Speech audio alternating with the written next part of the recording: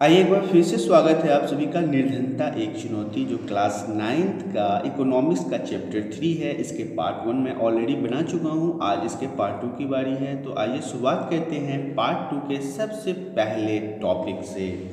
सबसे पहला टॉपिक हमारा कहता है कि निर्धनता के कारण क्या है। तो देखिए, अभी तक हमने निर्धनता के बारे में, हमारे भारत में होने वाली निर्धनता, किस राज्य में कितना निर्धनता है और किन किन राज्यों ने अपने निर्धनता को किस प्रकार से सुधारा है, इन सब चीज़ों के बारे में हमने जान लिया है। अब हम जानते हैं कि आखिर भारत में निर्धनता के कारण क्या हैं, किन कारणों से हमारे भारत देश के अंदर निर्धनता इतनी ज़्यादा है। तो आइए शुरुआत करते हैं। सबसे पहला पॉइंट है हमारा, ब्रिटिश औपनिवेशिक शासन के दौरान आर्थिक विकास का निम्न स्तर। जब अंग्रेजों का शासन था हमारे भारत देश में, तो उन्होंने हमारे लिए किसी भी प्रकार का कोई विकास का काम नहीं किया, बल्कि अपनी झोलियां भरी, अपने देश में हमारे यहाँ के बहुमूल्य चीज़ों को ले गए और हमारे देश को गरीब बना दिया। उच्च जनसंख्या वृद्धि, आपको पता है कि हमारा भारत जनसंख्या के मामले में कुछ दिनों में सबसे नंबर 1 पे आ जाएगा। यहाँ की जनसंख्या जो है, पॉपुलेशन जो है, वो दिन प्रतिदिन बढ़ती जा रही है। ये कारण भी है कि लोगों के पास काम नहीं है, क्योंकि जनसंख्या इतनी है कि काम की कमी हो रही है।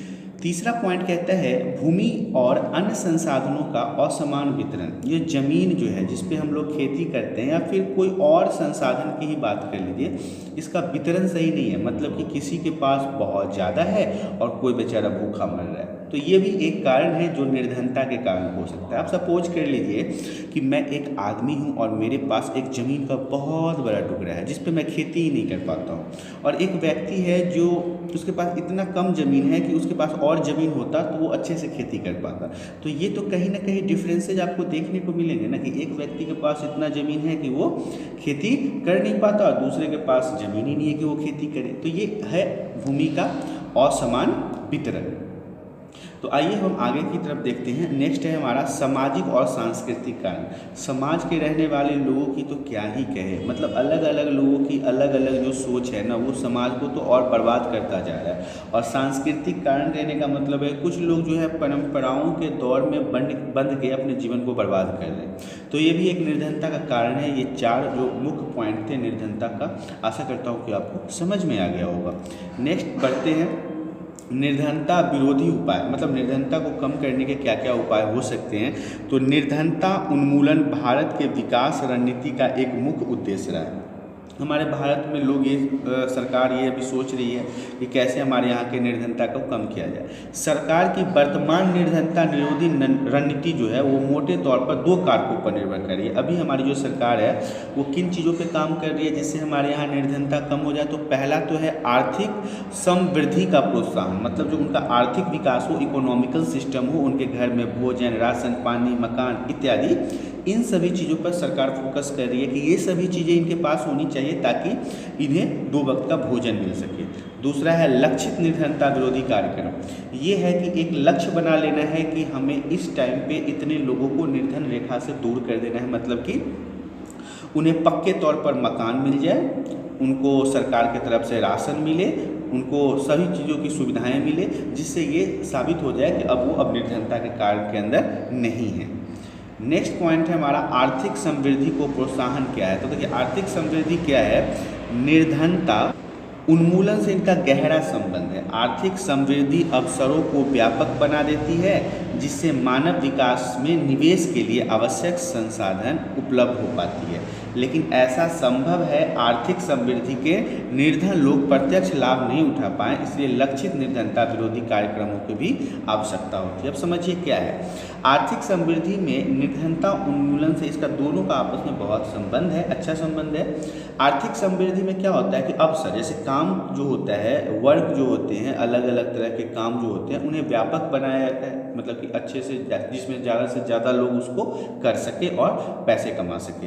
अब क्या है, इससे मानव के निवेश के लिए आवश्यक है संसाधन इसमें उपलब्ध करवाया जाता है। लेकिन ऐसा संभव तभी हो पाए जब आर्थिक समृद्धि से निर्धन लोग प्रत्यक्ष लाभ उठा पाए। लेकिन यहाँ पे क्या होता है कि ये प्रत्यक्ष लाभ नहीं उठा पाते, इससे डायरेक्ट इनको फायदा नहीं हो पाता है। ये था हमारा आर्थिक समृद्धि का प्रोत्साहन। नेक्स्ट है लक्षित समृद्धि। देखिए, महात्मा गांधी राष्ट्रीय ग्रामीण रोजगार गारंटी अधिनियम, ये महात्मा गांधी जी के नाम पे एक आर्थिक विकास के लिए, मजदूरों के लिए, गरीबों के लिए अधिनियम है, जिससे गरीब लोगों को लाभ होता है।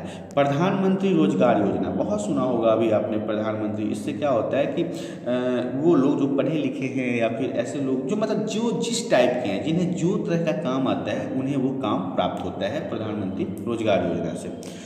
स्वर्ण जयंती ग्राम एवं स्वरोजगार योजना, इस सब के लिए बैंक से लोन मिलता है, जिससे आप पैसे लेके, अगर आपके पास पैसे नहीं है, किसी भी बिजनेस को करने के लिए क्या चाहिए, पहले तो पूंजी चाहिए, पैसे चाहिए। तो ऐसे में यदि आपके पास पैसे नहीं है तो सरकार इन्हें बैंकों से आपको पैसे उपलब्ध करवाती है, जिससे आप अपने स्वयं के रोजगार को उपलब्ध करवा सकते हैं, चालू कर सकते हैं। प्रधानमंत्री ग्रामोदय योजना, ये भी प्रधानमंत्री के द्वारा ही चलाया गया योजना है, जिसके अंतर्गत वैसे लोग जो निर्धन रेखा से नीचे हैं उन्हें इससे लाभ प्राप्त होता है। अंत्योदय अन्न योजना, इससे क्या होता है कि वो लोग जिन्हें 2 टाइम का सही तरीके से भोजन नहीं प्राप्त हो पाता है, वो खाना नहीं खा पाते हैं, उनका परिवार भूखे रह जाता है, इनके लिए अन्न का प्रावधान है।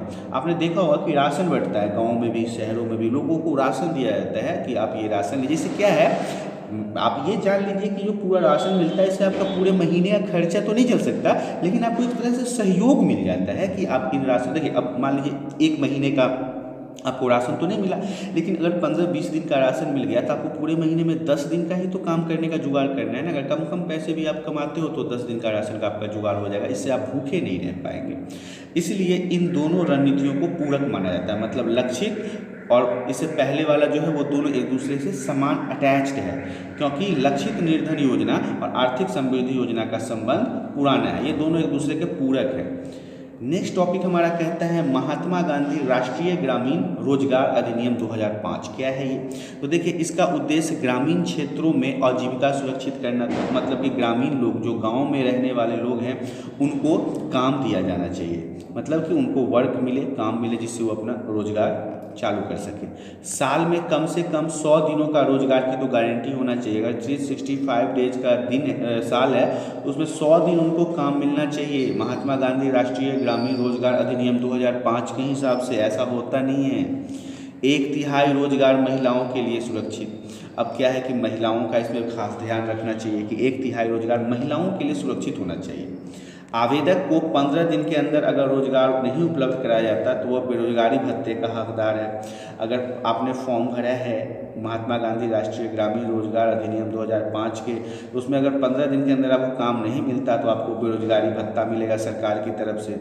न्यूनतम मजदूरी अधिनियम के अंतर्गत मजदूरी का प्रावधान, मतलब देखिए, न्यूनतम मजदूरी अधिनियम के अंतर्गत मजदूरी का प्रावधान है, कम से कम में आपको काम तो मिलना ही चाहिए। महात्मा गांधी राष्ट्रीय ग्रामीण रोजगार अधिनियम 2005 के हिसाब से कम आपको काम प्राप्त होना आवश्यक है। ये सारे पॉइंट हैं महात्मा गांधी राष्ट्रीय ग्रामीण रोजगार अधिनियम 2005 के हिसाब से। नेक्स्ट है प्रधानमंत्री रोजगार योजना। क्या है? तो 1993 में इसको शुरू किया गया था, 1993 में इसे शुरू किया गया था, मेरे जन्म वाले साल ही इसको शुरू किया गया था। उद्देश्य ग्रामीण और छोटे शहरों में शिक्षित बेरोजगार युवाओं के लिए स्वरोजगार का सृजन। देखिए, ग्रामीण हो मतलब गांव का एरिया हो या शहर का एरिया हो, अगर पढ़े लिखे लोग अशिक्षित हैं, मतलब छोटे छोटे शहर के लोग अगर बेरोजगार हैं, पढ़ने लिखने के बाद उनके पास डिग्रियां हैं, ज्ञान है, फिर भी उन्हें काम नहीं मिल रहा, तो प्रधानमंत्री रोजगार योजना के हिसाब से उनको काम मिलना चाहिए। लघु व्यवसाय तथा उद्योग स्थापित करने में सहायता। मैंने भी बताया था ना थोड़ी देर पहले कि यदि आप कोई बिजनेस करना चाहते हैं या कोई उद्योग करना चाहते हैं तो उसके लिए क्या है, आपको यहाँ से बैंक से लोन प्राप्त होगा, जिसके माध्यम से आप वहाँ पे काम को कर पाएंगे। नेक्स्ट है ग्रामीण रोजगार सृजन कार्यक्रम 1995। अब ये क्या है? देखिए, इसका उद्देश्य क्या था कि ग्रामीण क्षेत्रों व छोटे शहरों में स्वरोजगार के अवसर सृजित करता है। अब ग्रामीण रोजगार सृजन कार्यक्रम जो 1995 में बनाया गया था, इसका मकसद था कि छोटे छोटे गांव, छोटे छोटे कस्बे, जहाँ पे छोटे छोटे शहर हैं, वहाँ पे कोई ऐसा चीज़ शुरू किया जाए जिससे वहाँ के लोगों को काम मिल सके और वो अपनी रोजी रोटी को चला सके। ये था हमारा ग्रामीण रोजगार सृजन कार्यक्रम 1995। आइए आगे देखते हैं। स्वर्ण जयंती ग्रामोदय योजना 1999। समय को ध्यान से देखिएगा, ये क्या था? अब क्या होता है कि इस कार्यक्रम का उद्देश्य सहायता प्राप्त निर्धन परिवारों को स्वयं सहायता समूह से संगठित कर बैंक ऋण मतलब बैंक के लोन, सरकारी सहायकी से संयोजना द्वारा निर्धनता रेखा के ऊपर लाना है। अभी इससे पहले वाले पार्ट में हमने काफ़ी निर्धनता रेखा के बारे में पढ़ा था। तो स्वर्ण जयंती ग्रामोदय योजना जो है वो क्या करता है कि ये निर्धन परिवारों को स्वयं सहायता समूह, बहुत सारे एनजीओ वगैरह होते हैं या बहुत सारे लोग ऐसे होते हैं जो लोगों की मदद करना उन्हें काफ़ी अच्छा लगता है, तो उन्हें बैंक लोन प्रोवाइड करवाते हैं, उन्हें सहायता प्रदान करके जो निर्धनता रेखा है उससे ऊपर लाने की कोशिश करते हैं अगर वो नीचे हैं तो ये था हमारा स्वर्ण जयंती ग्रामोदय योजना जो 1999 से शुरुआत किया गया था। आगे है प्रधानमंत्री ग्रामोदय योजना जो 2000 ईस्वी में शुरू किया गया था। इसके अंतर्गत प्राथमिक स्वास्थ्य मतलब कि हेल्थ के ऊपर ज़्यादा ध्यान दिया गया, प्राथमिक शिक्षा मतलब एजुकेशन और स्टडी के ऊपर ध्यान दिया गया, ग्रामीण आश्रय होम वगैरह के ऊपर भी ध्यान दिया, पेयजल वाटर के ऊपर ध्यान दिया गया, विद्युतकरण इलेक्ट्रिसिटी के ऊपर ध्यान दिया गया। जैसे मूल सुविधाओं के लिए राज्यों को अतिरिक्त केंद्रीय सहायता प्रदान की जाती है। अब यहाँ पे समझने योग्य बातें ये हैं कि ये क्या है। तो यहाँ पे मैं बता दूँ कि सबसे पहले देखिए कि स्वास्थ्य, ग्रामीण शिक्षा, ग्रामीण आश्रय, ग्रामीण पेयजल, ग्रामीण विद्युतकरण मतलब एजुकेशन, होम, वाटर, इलेक्ट्रिसिटी ये सब क्या है गांव में बहुत ज़्यादा जरूरी है। तो राज्यों के पास अगर ये सुविधाएं उपलब्ध गांव में नहीं होती है तो केंद्र सरकार जो है वो पैसे देता है एक्स्ट्रा कि आप इन सुविधाओं को इन राज्यों में पहुंचाएं ताकि वहां के लोग भी इन सब चीज़ों का उपयोग कर पाए। ये था हमारा प्रधानमंत्री ग्रामोदय योजना जो 2000 में शुरू किया गया था। अब देखिए निर्धनता से संबंधित अन्य कारण क्या है, ये हमारा लास्ट टॉपिक है पार्ट 2 का, इसलिए ध्यान से समझिएगा। पहले तो है कि भूमिहीनता, जमीन ही नहीं है लोगों के पास, गरीब लोगों के पास जमीन ही नहीं है, खेती कहाँ से करेंगे भाई, जमीन बड़े बड़े लोगों के पास है वो खेती नहीं कर रहे। परिवार का गरीब लोगों में क्या होता है कि एक माँ एक बाप उनके 3-4 बच्चे, तो ये परिवार की संख्या जब बढ़ जाती है तो खर्च बढ़ जाता है, ये भी एक निर्धनता का मुख्य कारण है। स्वास्थ्य खराब, अब देखिए सही तरीके से खाना मिल नहीं रहा है, सही तरीके से इलाज नहीं मिल रहा है जिसके कारण स्वास्थ्य खराब हो रहा है, वो कुपोषण के शिकार हो रहे हैं, बार बार बीमारी हो रही है, उसमें पैसे खर्च हो रहे हैं जिसके कारण निर्धनता कंटिन्यू बनी हुई है उस घर में। असहायता, इन्हें सहायता प्राप्त नहीं होता, ये जितने भी दावे सरकार करते हैं ना ये सब इनकी खोखली दावे होते हैं। सही तरीके से ग्रामीण में लोगों को तो पता भी नहीं है कि ये सब होता क्या है। इन्होंने जो अभी बता दिया ना 2000 में ये शुरू किया, 1999 में ये शुरू किया, 1993 में ये शुरू किया, ग्रामीण लोगों को पता भी नहीं है कि सरकार ने कब और कैसे और क्या शुरू किया। उन्हें बस बहुत से बहुत कुछ लोगों को राशन मिल जाता है, वो समझते हैं सरकार मेहरबान हम पहलवान। तो असहायता मतलब इन्हें सहायता प्राप्ति नहीं होती। बेरोजगारी तो फूट फूट के भरी हुई है, कूट कूट के हमारे यहाँ भरी हुई है, रोजगारी नहीं है, काम नहीं है, ऊपर से ये लॉकडाउन, सभी के जो काम थे वो काम भी इनके हिसाब से खराब हो गए, काम ही नहीं है।